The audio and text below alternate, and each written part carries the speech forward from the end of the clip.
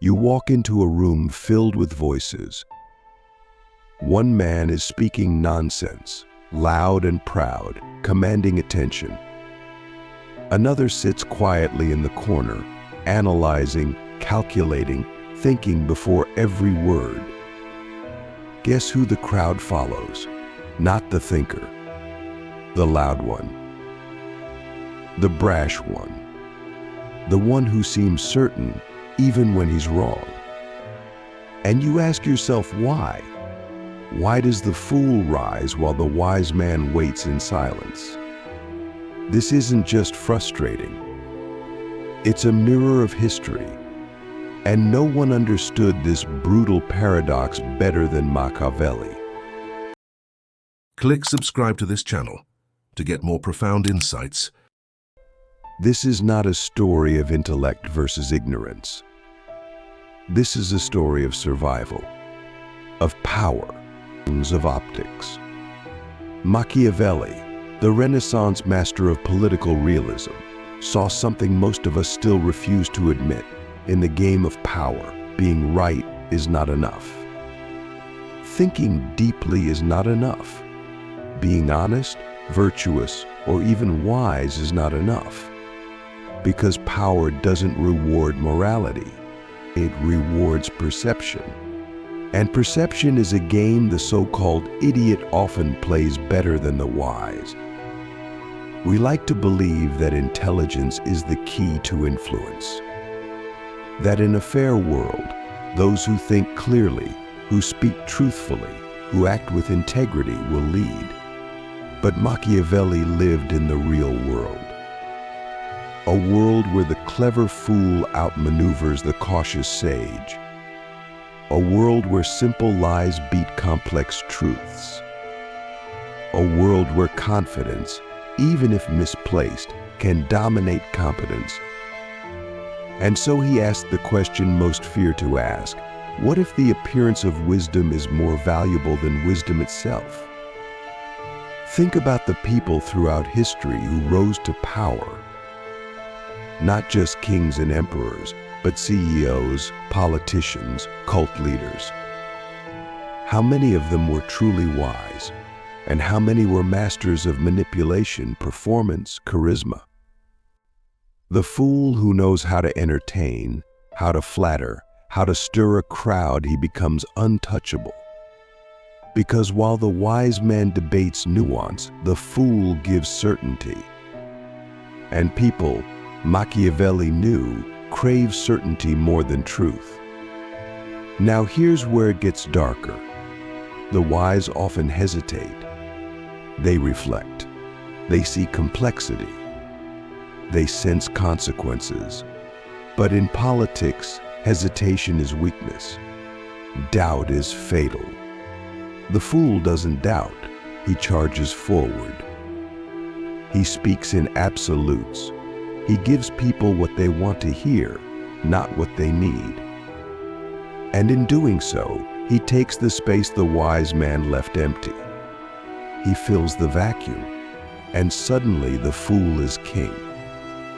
What makes this more dangerous is that the fool, once in power, learns quickly.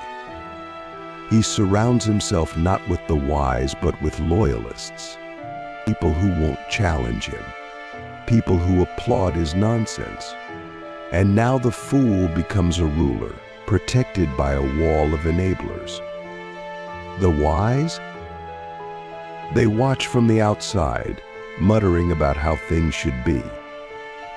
But no one listens, because the stage belongs to the fool who dared to take it. You might be thinking, is there no hope for the wise? Are we doomed to be ruled by the loudest, the boldest, the least qualified? Not necessarily.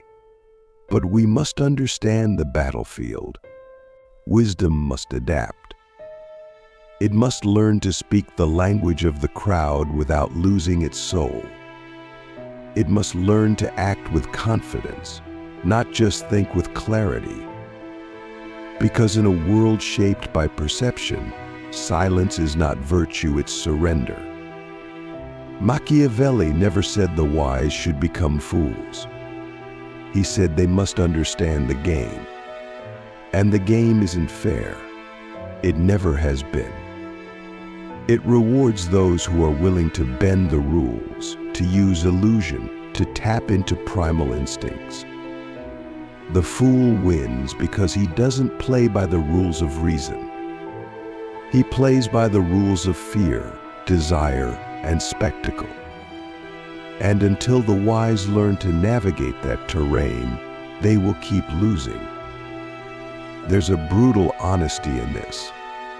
Machiavelli wasn't cynical, he was clear-eyed. He saw that politics isn't a debate.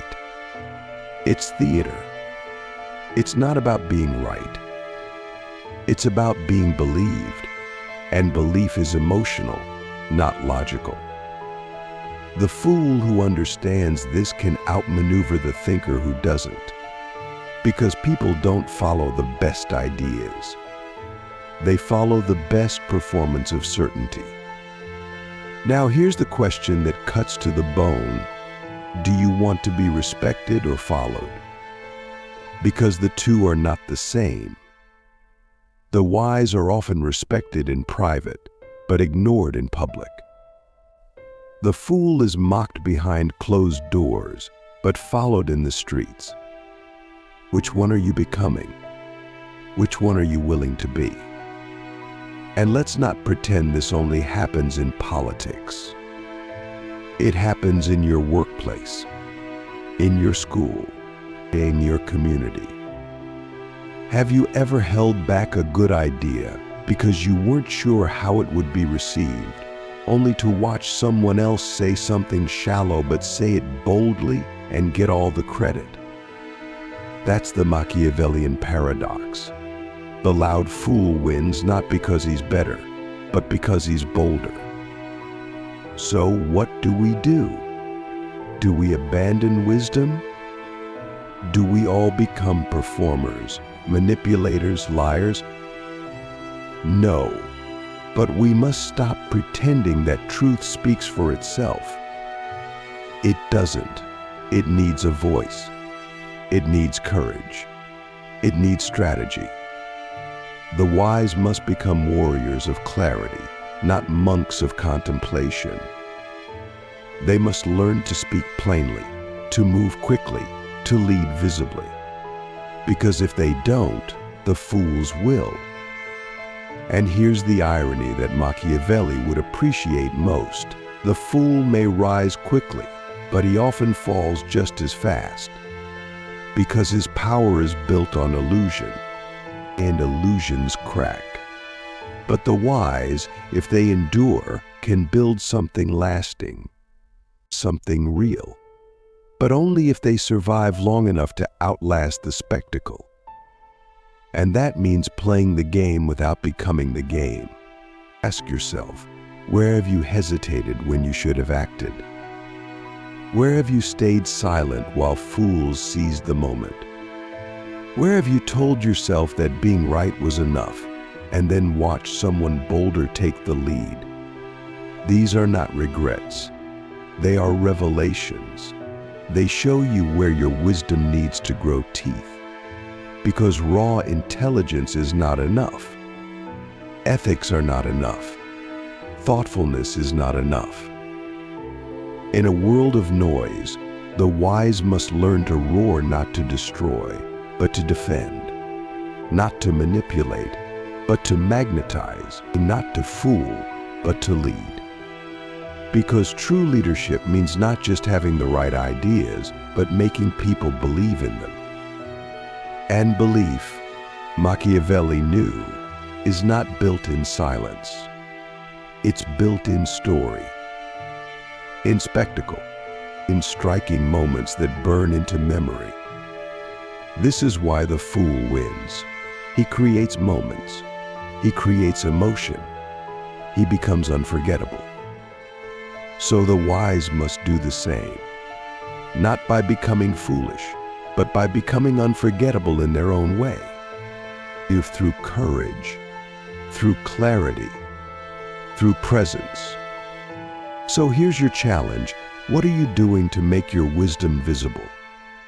What are you doing to make your truth unforgettable? Are you hiding in complexity, or are you stepping into the arena? Because the battle is not just between right and wrong. It's between the visible and the invisible, the loud and the silent, the bold and the cautious. And if the wise remain invisible, the future belongs to the fool. Now we descend even deeper into the underworld of power. If part of you still believes that truth naturally rises to the top, that wisdom rewards itself, then let this next idea rattle you. The game is fixed not by rules, but by instincts. The fool doesn't outthink the wise. He outplays them. He uses the rules of human nature, not logic. And Machiavelli understood that the most dangerous weapons in politics are not intelligence or ethics, but appearance, emotion, and simplicity. Let's go straight to the battlefield, your mind. What do people respond to first? A complicated truth or a simple lie? A measured argument or a passionate outburst? A quiet thinker or a loud, confident voice? Again and again, psychology proves what Machiavelli observed in his time. People are drawn to certainty more than substance. They would rather follow someone who is confidently wrong than someone who is hesitantly right. Why? Because certainty feels safe. Certainty feels strong. And in uncertain times, people will bow to the one who pretends to know everything even when he knows nothing. This is how the idiot wins. He reduces everything to black and white. He offers quick fixes. He speaks in absolutes. He doesn't bother with nuance because nuance doesn't get applause. It doesn't get votes. It doesn't fill arenas. The wise person, on the other hand, sees the shades of gray. That's what makes them wise, but it also makes them seem weak, unsure. And in a world that confuses nuance with weakness, the wise are cast as uncertain, while the idiot becomes the hero. Think of a political debate. The wise candidate says, "This is a complex issue.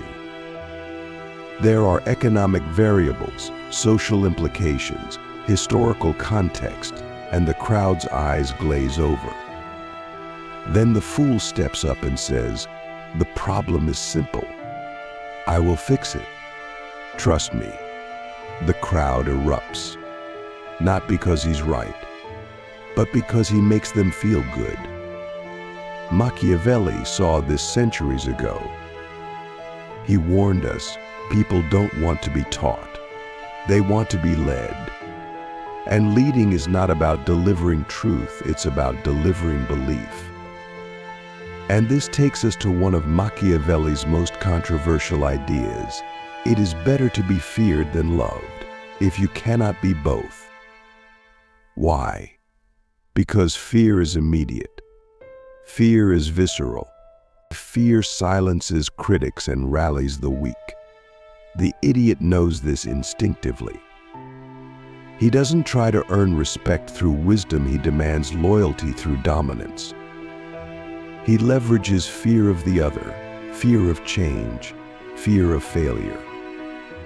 And he becomes the protector, even if he himself is the threat. Meanwhile, the wise man tries to reason. He appeals to logic, to values, to shared understanding. But by the time he finishes his first sentence, the fool has already hijacked the room. Because the fool doesn't care about being right. He cares about being first. And in a society addicted to speed and spectacle, being first is often enough. Now imagine this dynamic in your own life. You've seen it.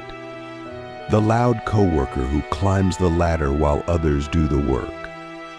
the charming liar who gets the promotion, the brash speaker who dominates a room with half-baked ideas. And you wonder, why does no one see through it? But the truth is, most people don't want to see through it. They want to feel something. Confidence, excitement, power. And the fool gives them that. Not because he's qualified, but because he's captivating. And here's the next level of the game. The fool weaponizes the wise man's silence. He mocks it. He reframes it. He says, see, he has nothing to say. He turns humility into weakness. He turns reflection into indecision. And he turns intelligence into arrogance.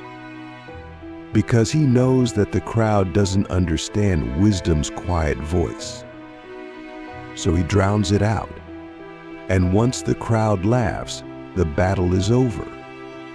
So again we ask, what can be done? How does the wise resist this tide? Machiavelli gives us a brutal answer: adapt or perish. He doesn't say become evil. He says understand evil. Learn its tactics. Use its tools without losing your soul. If the fool uses emotion, the wise must learn to speak emotionally. If the fool uses story, the wise must craft better stories. If the fool moves fast, the wise must stop waiting for the perfect moment. Because here's the truth, the wise often wait too long. They want all the facts. They want the perfect plan. But in the time it takes to prepare, the fool has already taken the stage. So the wise must change their rhythm. They must embrace imperfect action. They must step into the arena before it's comfortable. Because by the time it's comfortable, it's already too late. And let's talk about charisma. Charisma is not intelligence. It's not morality. It's theater. And the fool, often unaware, becomes a master of it. He knows how to walk, how to speak, how to create presence. Charisma is the illusion of greatness. It is the performance of power. And unless the wise learn to project their inner strength outward, they will always be mistaken for weak. This is not about becoming fake. It's about becoming visible. The wise must learn to magnify their message, to command space, to embody their truth in a way that moves people. Because people don't just follow ideas. They follow energy. They follow emotion. They follow embodiment. And if the wise don't embody their wisdom, they will continue to be overshadowed by fools who embody certainty. Ask yourself now, in your own life, are you being overlooked because you're holding back? Are you hiding your strength behind humility? Are you waiting for perfect clarity while others act on impulse? What would it look like for you to lead with your wisdom, but also with your presence, your energy, your confidence? What if that's not arrogance, but responsibility? And here's the deepest twist of all. The fool isn't always a fool. He plays the fool because it works. Many who rise to power this way are not dumb at all, they're cunning. They know how to appear foolish to disarm the wise. They know how to play dumb to escape accountability. They know how to act simple so they can act fast. And that's the deadliest kind of fool, the one who pretends to be one. Machiavelli saw power not as something earned, but something seized. And those who hesitate, who moralize, who wait for permission, they get left behind. Not because they aren't worthy, but because they don't understand the rules of the game. The wise must become not just observers of the game, but players. Strategic, bold, visible, and most importantly, awake. Because power is not given to those who deserve it. It's taken by those who dare. The loud often win not because they're right, but because they're relentless. And the wise lose not because they're wrong, but because they're silent. That silence is not noble. It's dangerous. Because every silence becomes a space the fool will fill. So what are you waiting for? What truth are you hiding out of fear of being misunderstood? What wisdom are you withholding because the world seems too loud to hear it? What stage have you avoided because you didn't want to compete with the clowns? This is the moment to stop apologizing for your insight. This is the moment to stop shrinking your vision. This is the moment to realize that if you don't speak, someone else will.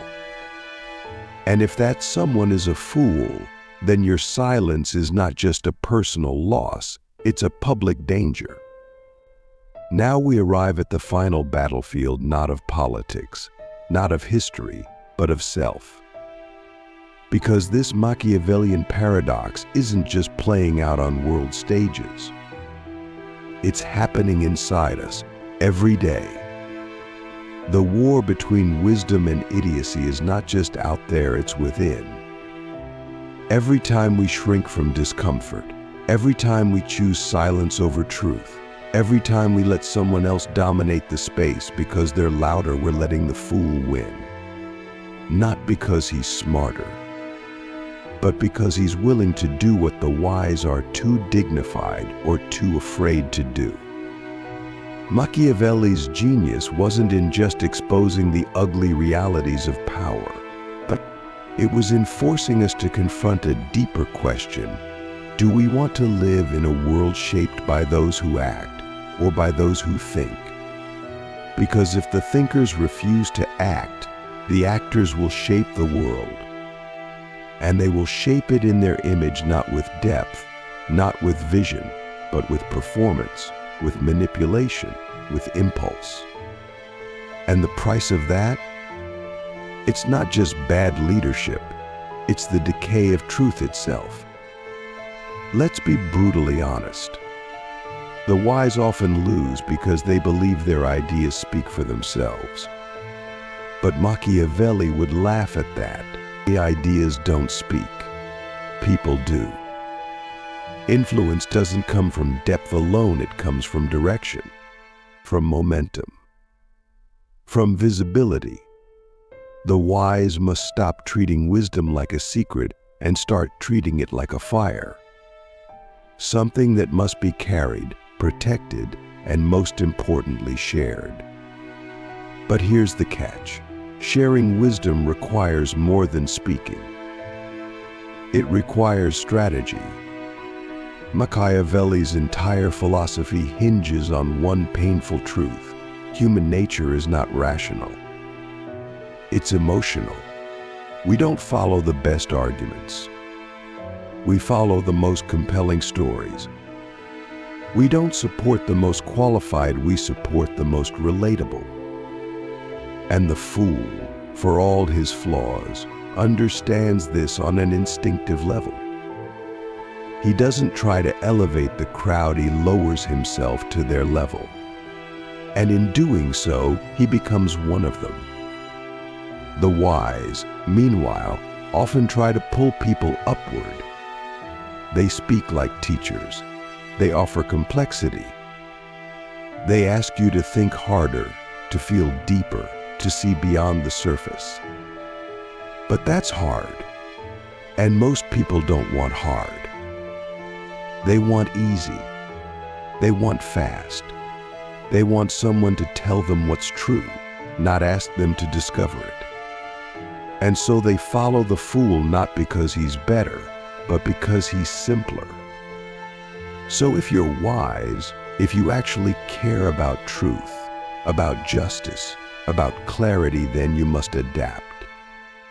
You must learn to simplify without dumbing down, to inspire without preaching, to lead without lecturing.